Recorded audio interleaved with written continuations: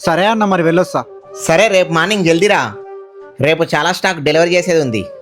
Okay అన్న. రేపు నవీనన్న కూడా వస్తుండు కదా? వస్తాడు కదా, ఎందుకు? ఏం లేదన్న, ఒక్కడనే వెళ్ళాలంటే చాలా భయంగా ఉంటుంది. అదే నవీనన్న ఉంటే చాలా ధైర్యంగా ఉంటుంది అన్న. అవునా? Okay okay. సరే అన్న. అన్న నమస్తే అన్న.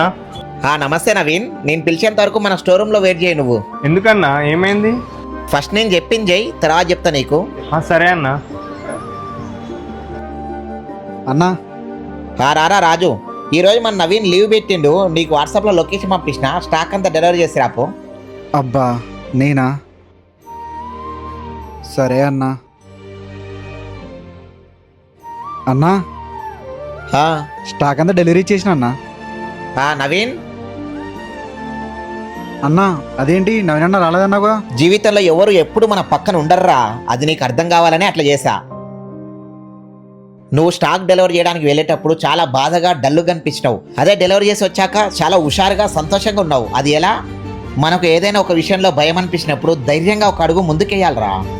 అలాగే ఈరోజు వేసావు, అదే కరెక్ట్గా డెలివరీ చేసుకుని వచ్చావు కదా. ప్రతి మనిషిలో గెలిచే మనసత్వం ఉంటుంది, కానీ భయం దాన్ని బయటికి రానివ్వదు. ఒక్కసారి ధైర్యం చేసి ముందుకు వెళ్తే నేను చెయ్యలేను అనే మాటే జీవితంలో ఉండదు.